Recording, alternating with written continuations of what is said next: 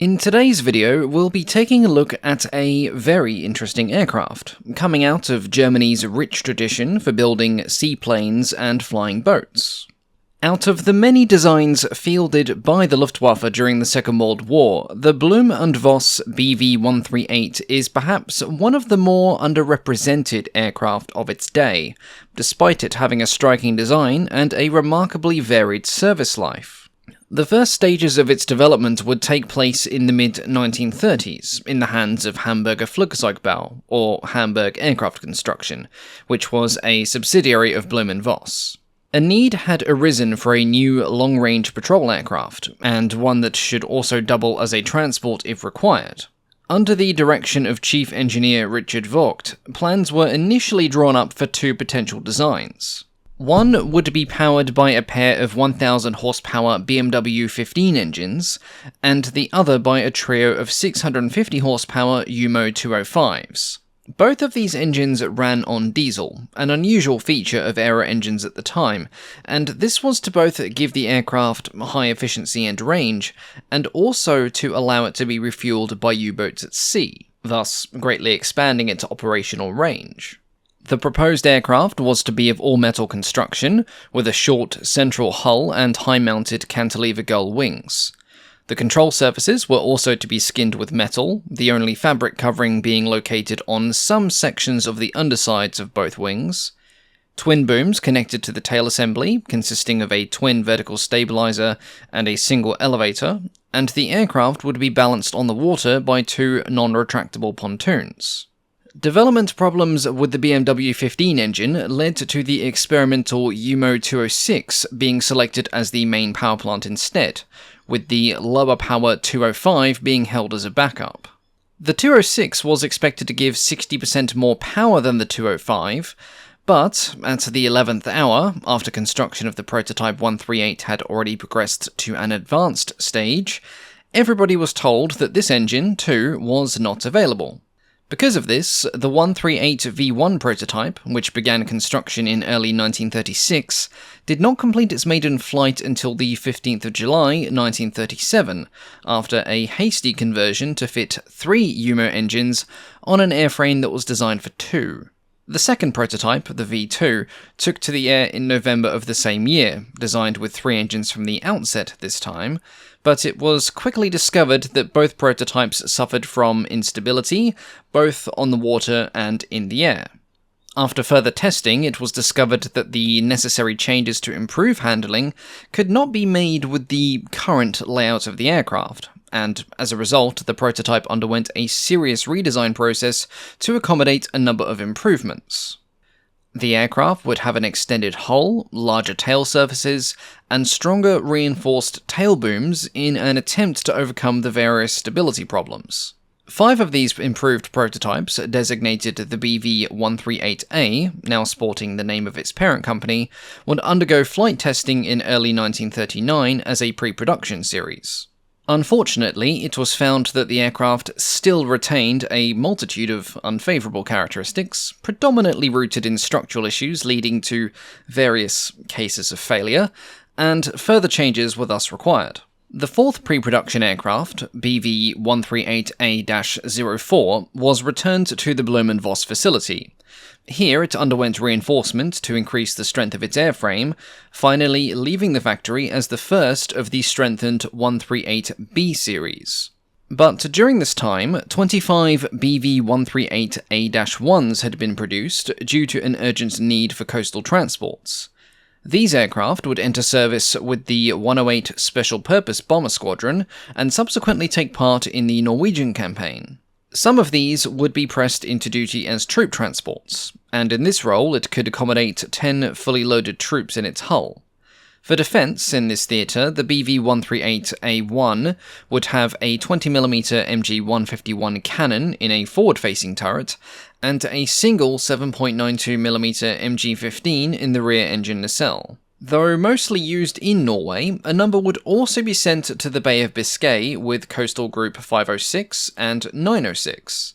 These aircraft would not be hugely effective or popular with crews, Partly due to the structural issues, which led to prayers for salvation every time they had to land in anything but a flat calm, partly due to questionable engine performance, and partly because it was deemed to be undergunned. December 1940 saw the flight trials of the BV-138B-1, which was a marked improvement over its predecessor.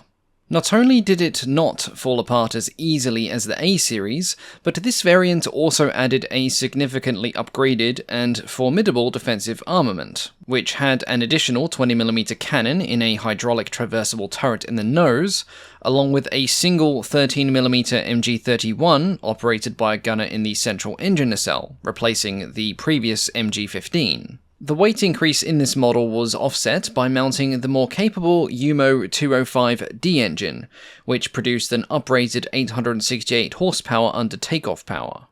The B variant was the main conversion type for minesweeping duty. Now this involved removing all armament to save weight and fitting a large circular coil around the aircraft. An electric current would be run through the coil, and it would fly low over the target areas and magnetically detonate sea mines, much like the modified Vickers Wellingtons we had covered in an earlier video.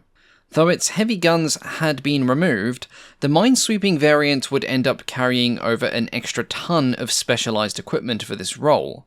The performance impact from this added bulk did not make it a particularly popular modification, and only a small number of the BV-138s were modified for the minesweeping role. The BV-138C1, which began to be delivered to operational units in March 1941, was the ultimate and most produced version of the aircraft. It was easily identified by the four-bladed central propeller, whilst the two wing-mounted engines retained the original three-blade model. The 138C1 was 19.85 meters long, and had a wingspan and height of 26.94 and 5.9 meters respectively, making it a fairly large aircraft, almost as long as an Avro Lancaster in fact. The empty weight was 11,700 kilos, and 14,500 kilos fully loaded, though it could take off weighing as much as 17,600. With a maximum endurance of around 20 hours, and a range of 2,400 kilometers, the aircraft was well suited to long-range coastal reconnaissance missions. With a maximum speed of just 285 kilometers an hour at sea level, the 138 was not a fast aircraft by any means, but it was more than adequate for its intended role. Unloaded, it could reach altitudes as high as 5,000 meters, but with a standard load, the operational ceiling was lower, at around 2,800 meters. The 138 was generally operated by a crew of 6 men, with slight discrepancies depending on the variant. This would include a pilot, navigator, radio operator, nose gunner, rear gunner, and upper nacelle gunner. An optional field modification sometimes employed by crews in the C1 was to fit a single 7.92mm MG-15 in the starboard hatch opening. Now this was to provide extra defensive fire to the right-hand side of the aircraft, and the gun would usually be manned by the radio operator in this instance. Standard issue 138s were fitted with a bomb rack on the port inboard wing capable of holding up to 150 kilograms of bombs or depth charges. Some C1s would also be fitted with search radar for anti-shipping duties, but this was not universal. Its payload, along with its improved defensive armament, made the BV-138 surprisingly effective at stalking Allied convoys. In one sortie, a BV-138 successfully shadowed a British convoy for 1.5 hours, swatting away several fighter attacks and making it back to base, damaged but completely serviceable. Post-production modifications were very common for the BV-138. Including the ones already mentioned, of the 227 C1s produced, around 70 were fitted with the necessary equipment for making catapult-assisted takeoffs for use aboard ships. Now this increased their range of utility vastly. 164 of the total produced were also fitted with extra bomb racks, effectively doubling their payload for convoy attacks. Now aircraft with this upgrade were designated the C1/U1. Despite its protracted and shaky development process, the BV-138 wound up having a very successful career in its intended role, being produced from 1938 through to 1943, with a total production run of 279 aircraft, the vast majority of which were the C-1s, modified or otherwise. On the whole, it was well liked. It would serve its crews faithfully, flying over a very large geographic area, with BV-138-equipped Stuffles ranging from Norway down to the Mediterranean. It was often operated alongside its smaller, more famous counterpart, the Arado AR-196. One squadron, equipped with 10 138B1s, would log a total of 500 flight hours in just 1 month, October 1941, which equates to a staggering 100,000 kilometers of reconnaissance patrols, a testament to the aircraft's reliability. The many structural reinforcements that the 138 had undergone during its development phase had finally paid off, and it resulted in the aircraft being extremely tough, solidly built, and robust, which the 138 would garner a very quick and well-loved reputation for. It also got a reputation for its looks, earning the affectionate nickname of the Flying Clog. Now, that may not sound too threatening. Mind you, I probably would be scared if somebody threw a clog at me, but the 138 on 2 separate occasions took on and shot down both an RAF Blenheim and a PBY Catalina, the latter being one of the few occasions when flying boats engaged in aerial warfare. Against fighters, however, it was of course vulnerable, and as the war progressed, the 138 was pressed into some particularly risky missions. In one of its most famous operational uses, on the 1st of May 1945, a BV-138C1 from the 130th Naval Air Group would land at Lake Berlin under a barrage of anti-aircraft fire for a special mission.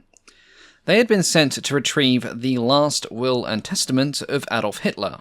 The mission did not go as planned.